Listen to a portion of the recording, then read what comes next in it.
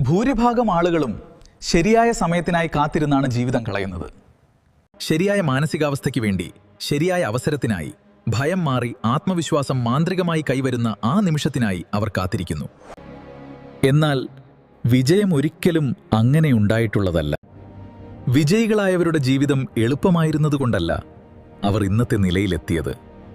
മാനസിക സമ്മർദ്ദങ്ങളിലൂടെയും തഴയപ്പെടലുകളിലൂടെയും പരാജയങ്ങളിലൂടെയും ആരും തന്നെ വിശ്വസിക്കാതിരുന്ന ദിവസങ്ങളിലൂടെയുമാണ് അവർ സ്വയം കെട്ടിപ്പടുത്തത്. പ്രശസ്തിയും പണവും വെളിച്ചവും ഒക്കെ വരുന്നതിന് എത്രയോ മുൻപ് ആരും കാണാതെ അവർ പാലിച്ചൊരു അച്ചടക്കം ഉണ്ടായിരുന്നു. ആളുകൾ അഭിമുഖീകരിക്കാൻ മടിക്കുന്ന യാഥാർത്ഥ്യവും ഇതുതന്നെയാണ്. അച്ചടക്കം എന്നത് വിരസമായി തോന്നാം. സ്ഥിരതയോടെ ചെയ്യുന്ന കാര്യങ്ങൾ ആരും ശ്രദ്ധിക്കപ്പെടുന്നില്ലെന്ന് തോന്നാം. തുടക്കത്തിൽ കഠിനാധ്വാനം പലപ്പോഴും ആർക്കും ദൃശ്യമാകാറില്ല. പക്ഷേ പിന്നീട് ലഭിക്കുന്ന കയ്യടികളേക്കാൾ വിലപ്പെട്ടത് ആരും കാണാതെ നിങ്ങൾ അധ്വാനിച്ച ആ ശാന്തമായ നിമിഷങ്ങളാണ്.